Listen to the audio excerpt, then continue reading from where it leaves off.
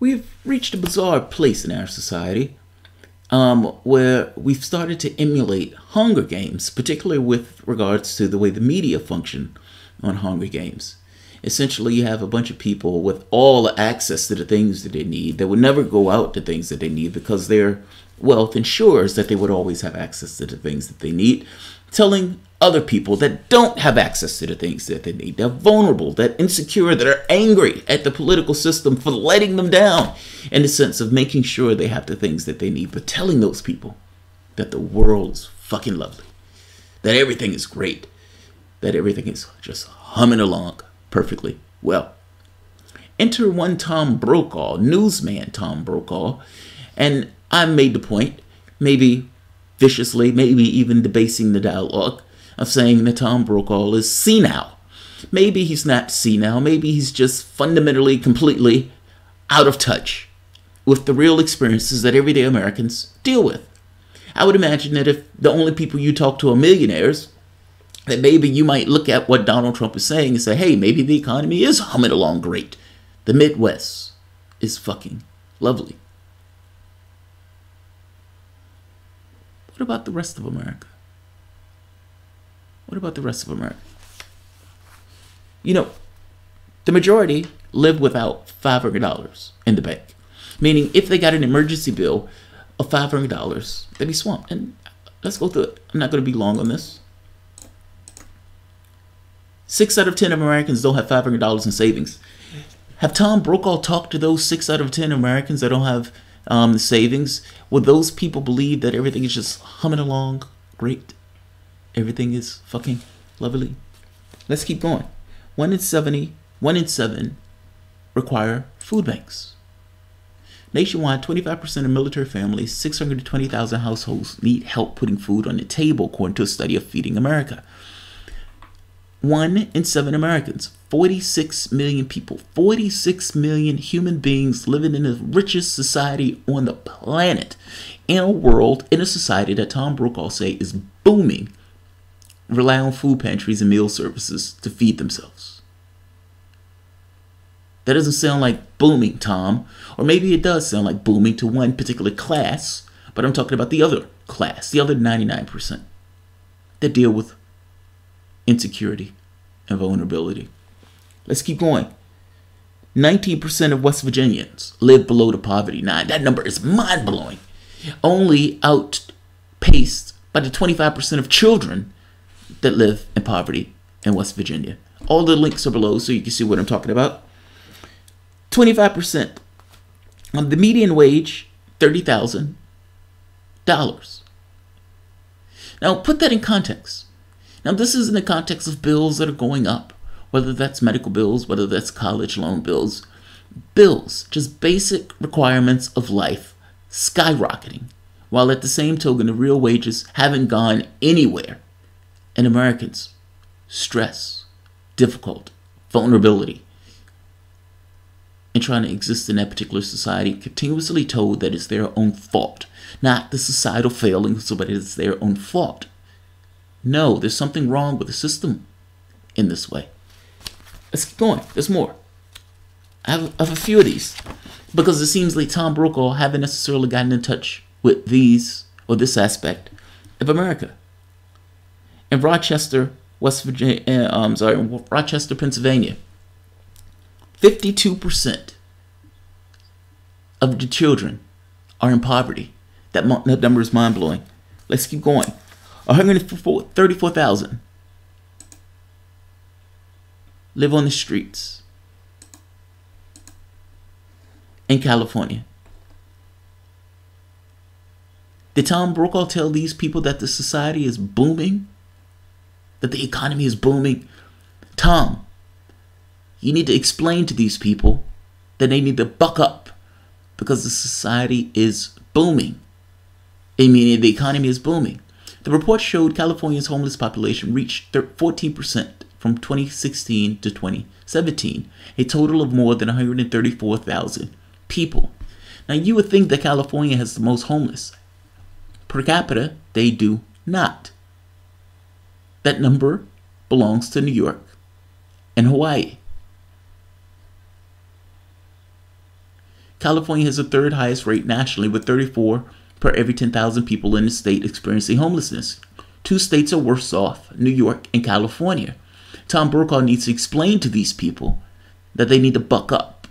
The economy is just ticking along. It is booming. New York ranks 45 homeless people per 10,000. Hawaii, meanwhile, ranks 51 per 10,000. This is, I mean, and I realize now that I've overstepped without necessarily showing Tom Brokaw saying these things, but I am posting the link where Tom Brokaw essentially makes this point. And to stop in the middle, to step on myself for a moment, right here. On Meet the Press, Tom Brokaw agrees with Hugh Hewitt that is booming out there.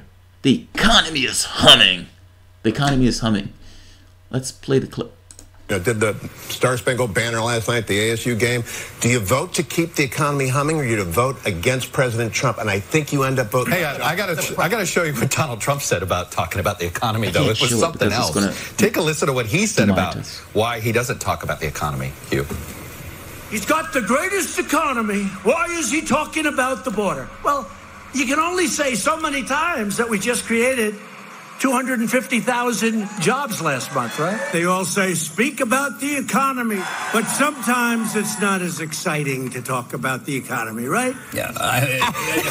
But the fact of the matter is, Hugh is right. At the end of the day, people have the best job creation economy we've had since the 1960s.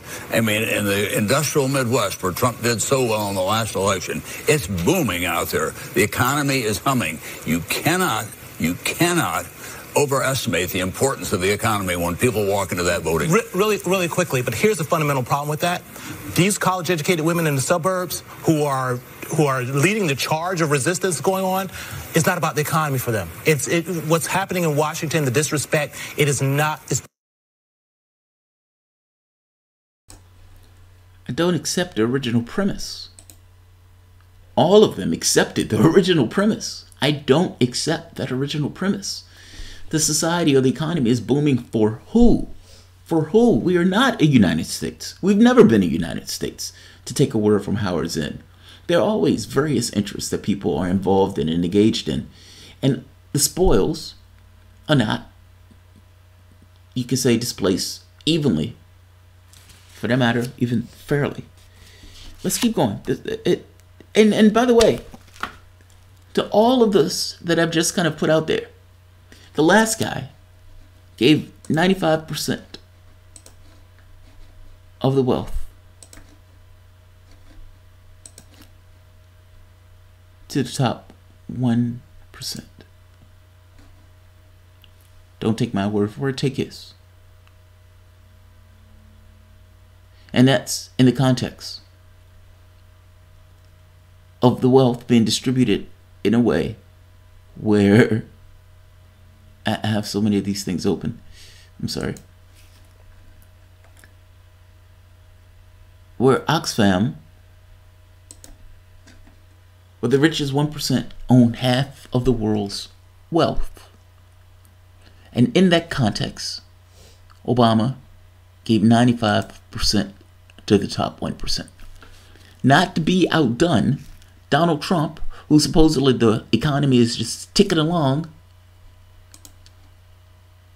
passes a massive tax cut. That massive tax cuts put over $1 trillion on the back of people like you and me, and 83% of the gains went to the top 1%.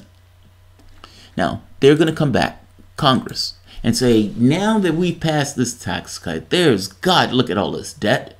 We're $20 trillion in debt. We need to cut Social Security, cut Medicare. We need to make it more difficult for the people at the bottom. We need to increase the number of food banks, increase the number of poverty, increase the number of people living on the street, because that's exactly what is going to take place. And by the way, just to put a fine point on it,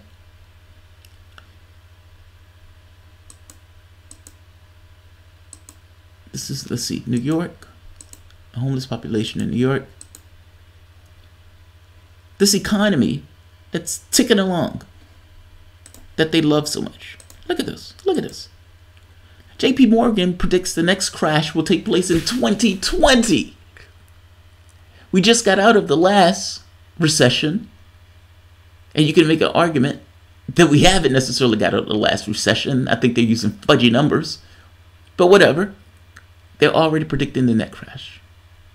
The economy that's booming, according to Tom Brokaw and the other bunch of millionaires that haven't got a care in the world, at least from the standpoint of access to their needs.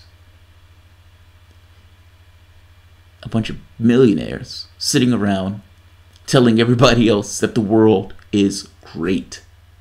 Keep it ticking. Because after all, the world as it is allowed them to get to the status to which they found. I want a different world. I don't know what Tom Brokaw is talking about. I imagine that the economy is booming for him and the people like him or around him. Let's say the people around him. But the pain and misery that I've just explained to you is real. We're talking about hundreds of thousands, millions of Americans that are living in difficult situations. Thousands literally sleeping on the concrete or sleeping on the street, vulnerable. And even those that haven't necessarily fallen into that level of habit, that level of shit and piss, you still have a situation of people barely struggling to make ends meet. The number of people the number of mass shootings, the number of people in these opioid epidemics, overdoses, these are not symptoms of a sparkling, lovely society. These are symptoms of a society trying to express illness, disease, chaos.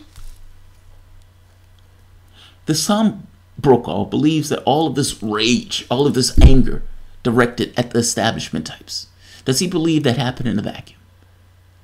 No. No. Human beings need certain things in order to live. Fresh air, fresh food. They need a sense of affirmation, meaning this ability, this Maslow theory of needs of sorts.